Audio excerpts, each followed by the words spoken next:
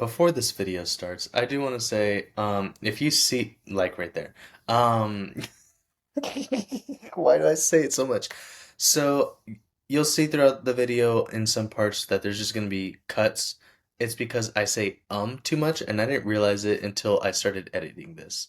So, I do apologize for that, and I hope you enjoy the video. Todas las Leo Sanchimaniavu Kachamalea tu Itaiwai. Hi everyone. Good morning or good afternoon, whatever time it is for you. Welcome back to my YouTube. Um, Today we are going to be talking about traditional Yaqui plant medicine. And before I begin, I do want to make something pretty very clear. Um, this video is for educational and cultural purposes only. This is not medical advice. If you do choose to explore any of these remedies, please talk to a certified and qualified medical professional first.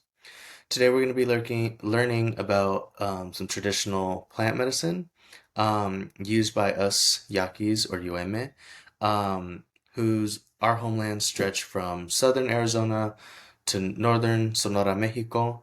Um, these plants are more than just remedies. They are our relatives, they're our teachers, and they're extensions of the natural world that our people live in relationship with. Each one of these holds its own story, its own spirit, and its own purpose. So let's begin on talking about this. So in Yaqui tradition, healing is not only about just healing the body, it's about balance.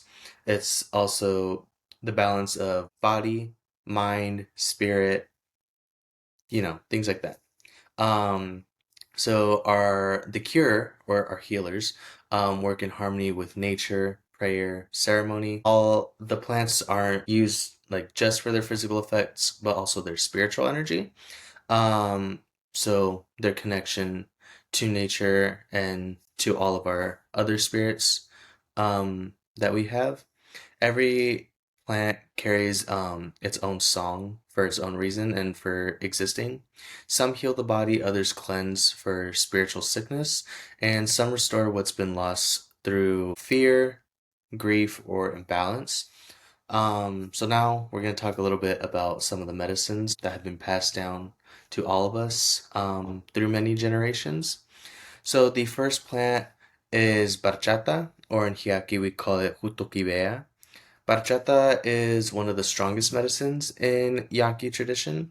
It's known for being used to treat cancer, but in its early stages, as well as some other degenerative illnesses.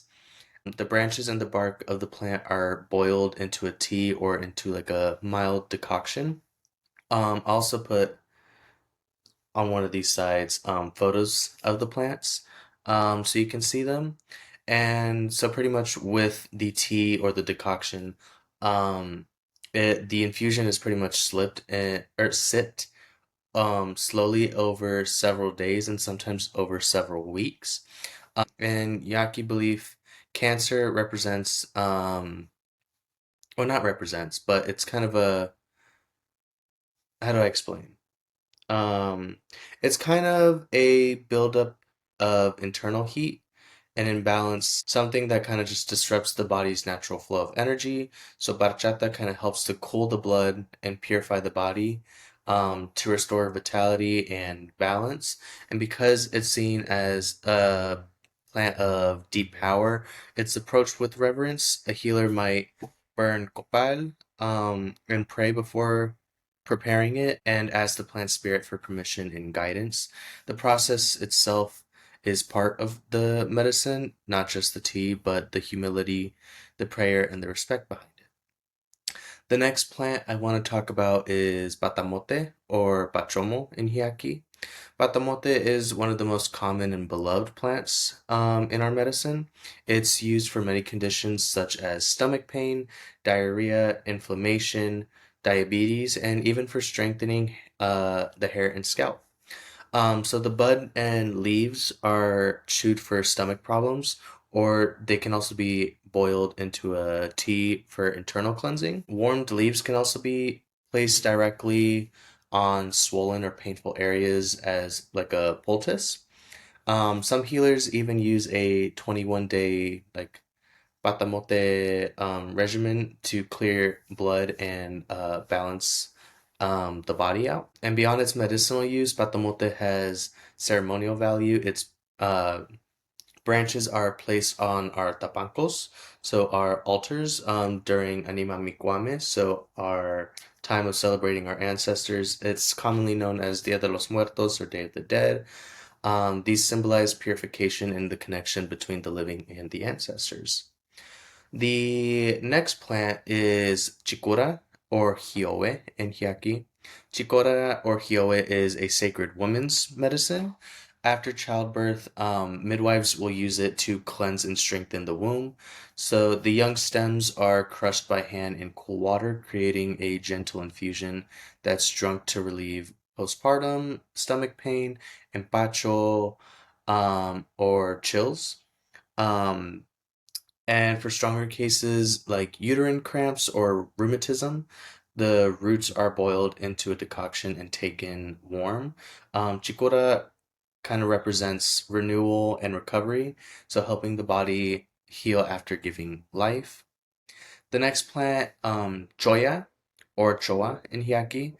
Juya, the desert cactus, offers both food and medicine. Its roots are boiled into a tea to help with kidney pain and urinary issues, cleansing and cooling the body. Its fruit, once roasted over fire, is eaten with a bit of salt to treat dysentery and stomach infections. This dual use root for kidneys and fruit for digestion shows how our people have used every part of the desert with gratitude. Choya also carries spiritual protection, guarding the body's waters, just as it guards its own life with spines. The next plant is Cosahui. It's spelled differently in Hyaki, but it is pronounced the same, Cosahui. This is a powerful plant for blood circulation and purification. It's prepared, once again, as a tea from its stems and roots, and it's often drank after like pretty heavy meals or during long recovery periods. It helps people who feel weak, dizzy, or heavy in the blood. In our traditions, the blood carries both physical and spiritual life. Cleansing it restores clarity, peace, and vitality. Kosawi is seen as gentle. It's a renewing plant that kind of wakes up the inner flow of energy. Then next, Fruto de Choya or Choa takam. The fruit of the Choya cactus, like we talked about, is roasted and eaten to stop dysentery and diarrhea. Its sweetness after roasting kind of comforts the stomach, while its compounds help bind and cleanse the intestines. So the fruit is often given to children or to elders, since it is very gentle and nourishing, but also very healing for them. And then next we have Fruto de Sibiri or Sevitakam, which is what we call it in Yaqui. This fruit is used to fight infections. Healers will either crush it or boil it into a tea, or they'll use it as like a topical poultice on small wounds. It is considered a plant of protection and cleansing, especially when illness comes from dirty or impure sources. Then the next plant, let me think. Nóno or in Hyaki, nonom. Nonom or nono is a traditional recipe or remedy, not recipe, remedy for migraines and headaches. The leaves are steeped into hot water to make a calming tea or to be used as a compress on the forehead. In our understanding, or at least how I was taught, headaches come from an emotional or energetic overload, what's called like heat of the head. So nonom or nono can release that pressure, cooling and soothing the body and the spirit. And then one of my favorites, Ocotillo or Mureo. Ocotillo is known for its bright red flowers. It's a desert healer for both skin irritations, scabies, and rashes. The bark is mashed with salt and then applied directly to the skin. It draws out infection and soothes inflammation. Because Acotillo thrives in dry and unforgiving climates, it symbolizes resilience and the power to heal what burns or bites. And then we have Rama Cenizo or Copal Uoco. Rama Cenizo is used to treat urinary problems, particularly mal de orin, painful urination, or kidney infections. So the branches are boiled to make a bitter tea that's kind of sipped throughout the day. It's believed to flush and cool your urinary system, releasing what no longer serves the body.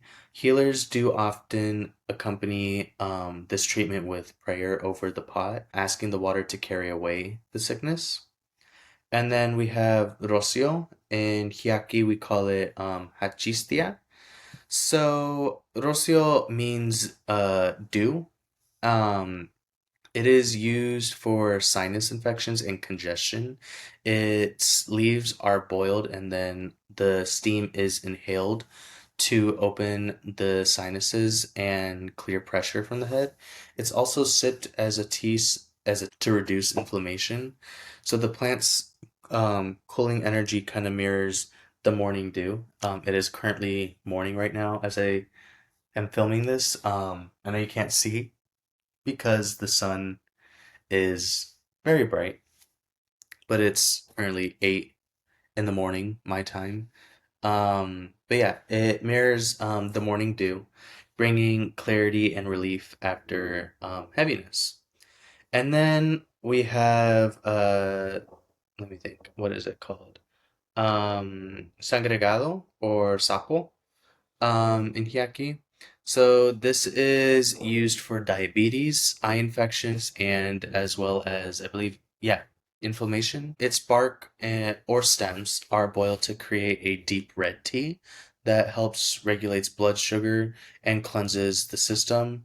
The cold tea can also be used as a gentle eye wash. The plant is powerful. It's but it is used with caution. We also do, pray with it, and we give it a lot of respect as it carries both the healing and the strong purification energy. And then we have Semilla de Guásima or Guasima Taka. The seeds of the Guasima tree are roasted and boiled to make a smooth cooling tea. Um, it's used for kidney problems, infections, and fever, and can help balance what we call an let me think of the word enfriamiento, or like internal heat. um, it soothes the stomach and it also restores calm to the body's waters. And then we have Torote Prieto or Tu Chucuy. Torote Prieto is a resinous tree. It is used for coughs, colds, and sore throats. So the bark and resin are boiled with cilantro to make an aromatic tea. It helps loosen phlegm, it clears the lungs, and it also strengthens the breath. And because it grows where air is both dry and thin, it's believed to carry the spirit of wind, restoring the breath of those who've lost it. Also, with Torote Prieto, its resin is, in English, it's called red copal, or copal rojo, which is the kind of copal that us Yaquis use. For, I am both Yaqui and Nawa, but during ceremony for like the Mexica and Nawa side, we use copal oro. There's many different types of copal, but from the resin of the Torote Prieto, we use that resin, that copal, which is known as red copal. And we use that to kind of give offerings to plants when we are gathering them.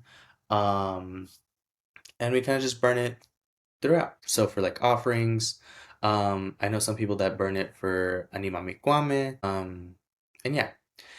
And then the next plant is Vinorama or Kukwa. Vinorama or wait no, it's Kuka. Kuka, right? Yeah, Kuka. This is used for toothaches and stomach ulcers. So the inner bark is chewed or applied to sore teeth, which kind of helps with numbing the pain. It's also boiled into a tea for stomach problems and reducing ulcers and internal heat. Its strength lies in its bitterness, which in our medicine kind of draws out infection and restores balance. And then we have Wereke or Kauchani. Wereke or Kauchani is one of the desert's most respected plants. It's used to thin the blood and it also helps with diabetes. And it can also soothe stomach ulcers. The root is boiled into a tea, which is often taken in very small amounts under the guidance of a healer. It's a plant of purification and endurance, renewing the body from within. Then the next plant, um, tobacco, specifically rabbit tobacco. This is one of the most, if not probably the sacred plant. I would more say one of the most sacred plants, rabbit tobacco, or sometimes some people call it yaqui tobacco. Um, this plant is not only for physical medicine, it's also spiritual medicine. It's sometimes used in ceremonies to diagnose illness, ward off witchcraft or bad medicine, and to communicate with the spirit world. So our healers will traditionally or will like normally blow tobacco smoke over the head or the area of pain, and will sometimes mix it with corn silk, beeswax, or what is it called? Chiltepiquin, or chiltepin, pepper for special ointments. Um, and it's also used to ease toothaches, headaches, and ear pain. The smoke carries prayers to the creator and forms a protective barrier between the healer and sickness. And among us, tobacco is known as one of the first sacred medicines. It's a messenger between the seen and unseen worlds, and it teaches humility, responsibility, and like spiritual discipline. And yeah, for us Yaqui, every illness has both a physical and a spiritual root. Healing is not just curing systems, it's kind of just restoring your energy, um, and kind of, well, just restoring the energy of all living things. So when a healer gathers plants, they not only ask permission, but they also will traditionally offer water, will offer smoke. So this is like where I said with the torote, the copal, red copal, will offer the smoke of that to the plants when harvesting them. Also thanking the spirit of the plant for its gift. Also praying that, you know, it grows more. It heals, it helps out the environment, everything around it. And that relationship is kind of just between the person, the plant, but also the creator, and I guess the community as well. It's what makes our medicine work. And yeah, this all is just our connection. It's not all chemistry like a lot of Western medicine. But yeah, I hope you all enjoyed this video. This is a little calm sit down video. And yeah, if you would like to see more videos on, you know, Yaqui traditions, Yaqui beliefs, medicine, other things like that, feel free to let me know. I would love to make more videos on our people's things. And yeah, I hope you all have a great day. Get some food, get some water, get some rest, and take care of yourselves. I know we're all going through real tough times right now with what's currently going on in the world. And yeah, toa leo sanchimio kwete siavu in leo sapuenchimak. Chocolate. I'll see you all next time.